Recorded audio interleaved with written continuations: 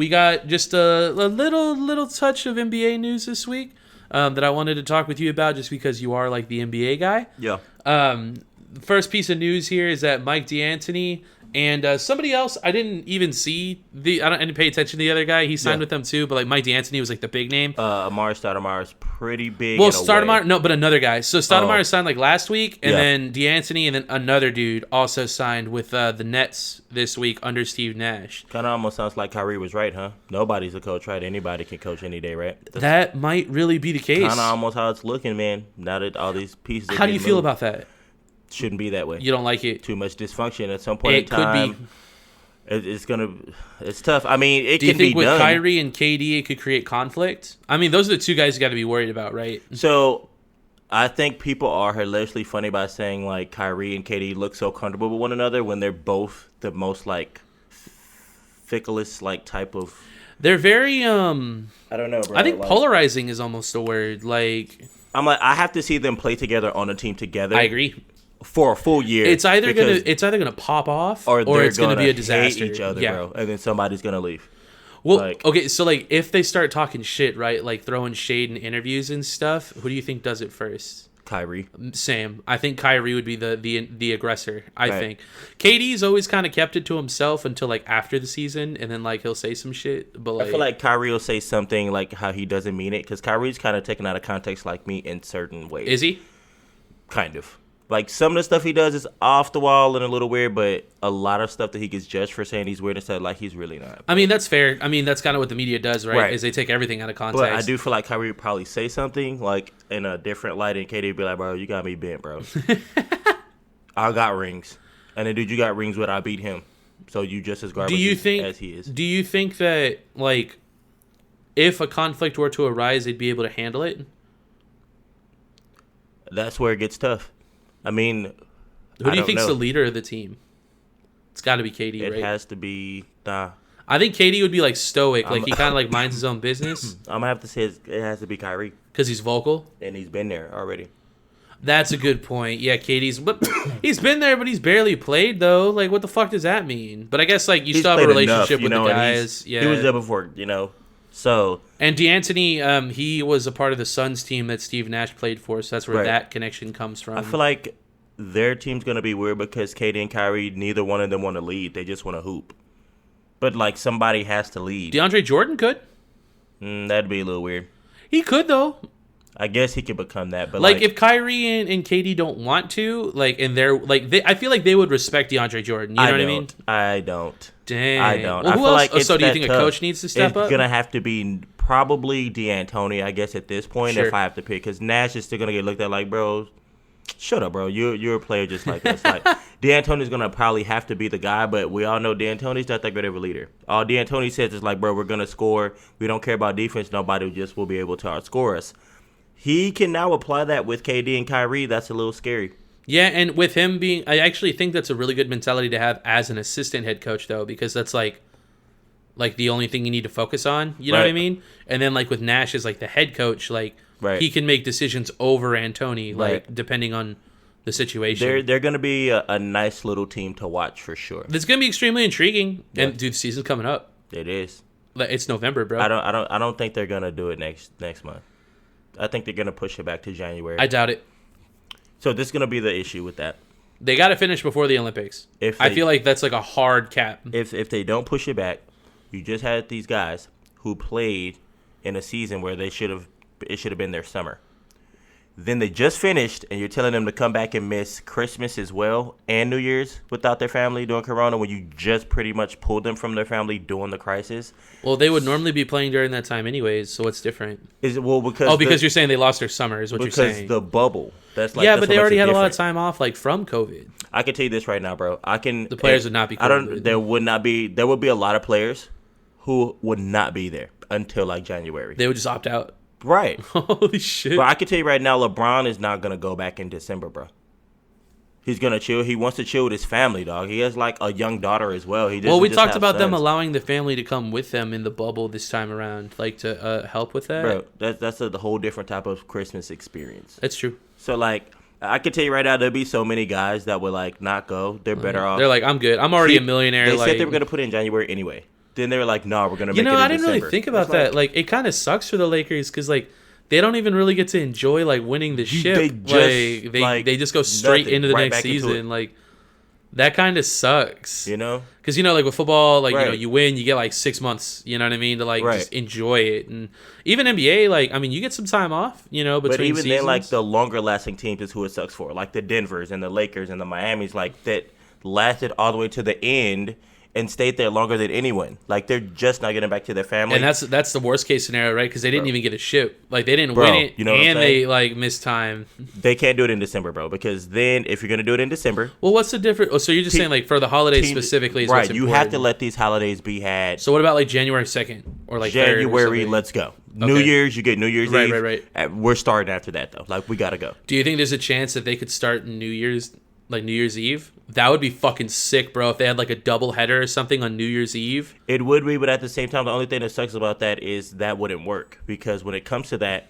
these players have to leave and go to the boat and do all this. So that means all the holidays that are happening, they're going to be training. They won't be having them. Oh, that's a good point. So I forgot about this won't happen literally until like, I'm going to say... Shouldn't they like already be training at this point though? Like they already don't have time. But I mean, I don't know, bro. Like I look at it in the perspective of being one of the teams that stayed there the longest. I'd be like, bro... You're telling me I can't even have turkey with my family? It's true, dude. I'm so hyped. Saw them yesterday. Like I can't have turkey tomorrow with them. Like I have to go back right now. Like nah, bro. Yeah. Nah. I bet the beginning of the season's gonna be real sloppy. I feel like if they wait long enough, I think middle of January is okay. They'll just have to play less games. Right. And they already want to do 72. I feel like they can't do 72 if they wait till mid-January. It depends on when they're talking about ending. Well, like I said, I think the Olympics is a hard cap. I don't think they go past the Olympics. I really don't. I don't think they do. I don't know. They have some decisions to make, though. Without a doubt. I'm curious to see when we're going to get an official announcement because, like, that's already coming up. There's been speculation and, like, rumors and, like, you know, stuff's come out. But, like, the NBA hasn't come out and said, like, this is what's happening. You know what I mean? I thought the amount of games was really high. 72? Like 72 yeah, I think still. So too. That's a little high, like a little bit. It's got to be closer to like 60, I think. I would say like 65, 66, something like that. Over 70, and like even then, high. Guys are probably still going to sit out. That's what I'm saying. Like 70 is extremely high. I'm like, what you do to eliminate all this talk and all these players load managing and all that, just cut the games. Just do Well, I've been saying this for a long time now. I think that they should do this COVID or no COVID. Like, you should just do less games so that no one ever sits out. And then, like, your stars play every week. Like, what's the point of having 82 games if your guys aren't playing all the games? They're going to sit out like 30. It's fucking stupid. Like, makes no sense. Right. And the only player that really does if you go down Kawhi, to like 50, 52 games or so, and then guys are still sitting out, like, that's some bullshit. Like, there's no way. Kawhi's literally the only one that does it. And Paul George did it when he went, but, like, everybody else balls out. Kawhi's, like, getting that advantage of doing that. I'm like, bro, like, it's almost like you load manage so much. When you go out and drop 30, you should drop 30 because you're so fresh. Yeah. Your body's not worn or anything. Like, you should be a beast every time you play. Like, I feel that. But, yeah, the Nets are they're gonna look a little nutty with Nash. And D'Antoni and Stoudemire. I still got to see KD. I think we all do. Kobe I think came that's back like from it, wasn't that great? The biggest question. Right. Rudy Gay did it. Kobe couldn't. Those are my two people that I've really watched come back from Achilles and give it all to go. Yeah. Rudy succeeded. Kobe did not. They're different players, though. Like, their play styles are different, and I think that's why. Right. But Kobe's like a real big, like, cut and, like, movement kind of guy. Rudy Gay, not so much. That's why people are saying KD's going to come back and be fine. That's what I think, because KD doesn't do a lot on the court. He just catches and shoots it. Yep. He doesn't really... Nope. He cuts here and there, but I mean... He doesn't even play that much defense. Right. He did before he got hurt. I'm pretty sure that's going to be limited now. Like, probably. He's not going to be able to do that no more. We'll see. But... you never know, man. Like, some people also just heal better than others, too. Like, he could just have, like, a really, like, well-healed Achilles, you know, and, like, be fine. How long has it been now?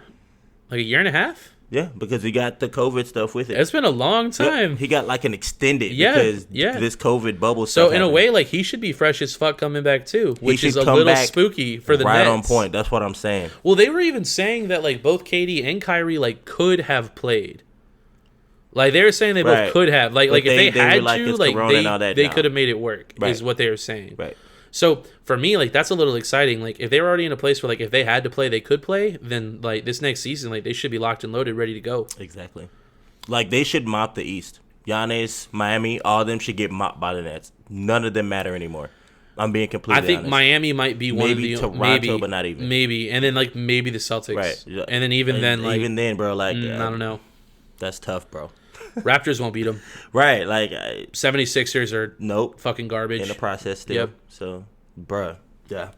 If KD come back, like if he comes back, it's a wrap. Yeah, it's a wrap for the East. I agree.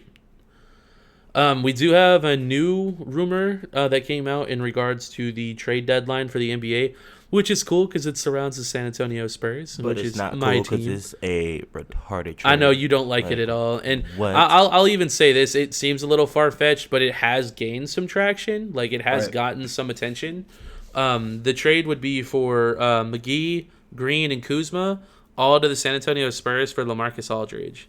No, and I don't think LA is worth that much. No. Especially not off of shoulder surgery. We haven't even seen him play after that. I don't think LA is worth much at all, if I'm being honest. But I think the rest of the league respects him a little bit more than I do. I don't know. I think LA is going to play as good as he can in the Spurs system. Bro, if he goes anywhere else, he is not going to be the same kind of player. What makes you say that?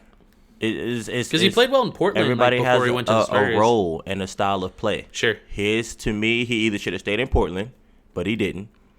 The Spurs was like his best go-to because LaMarcus still goes ham, you know. Right. So, yeah, it's all good.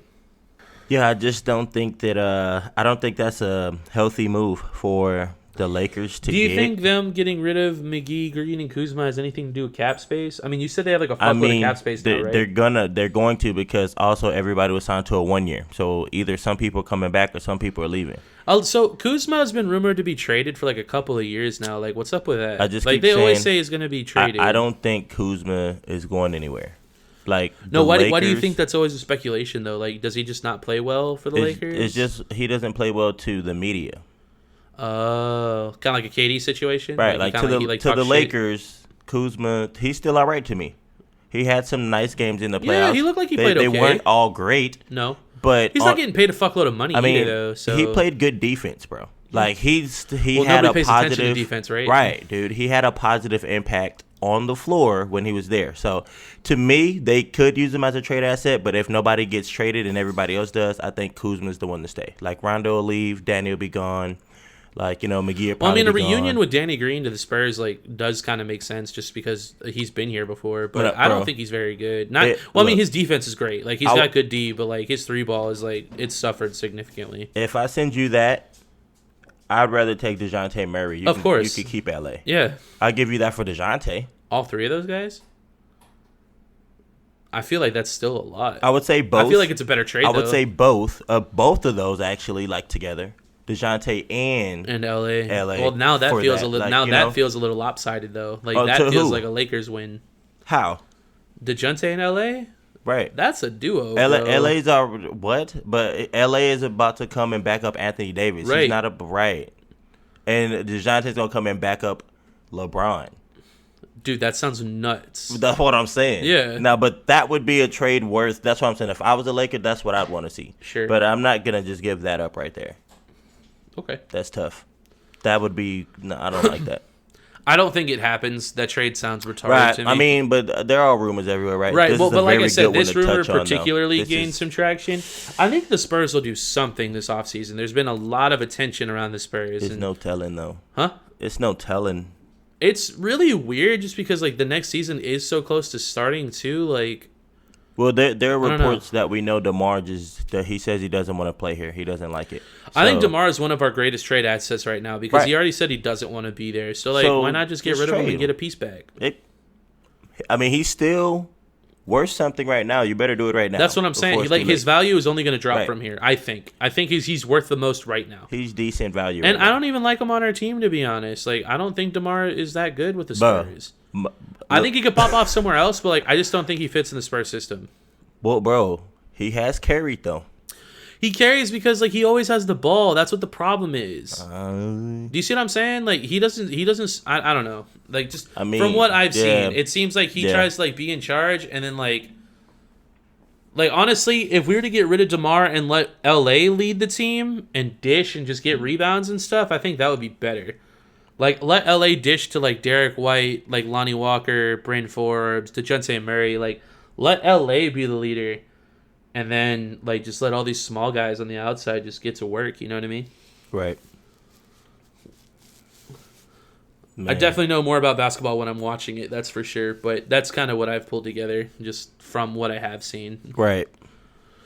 That's tough.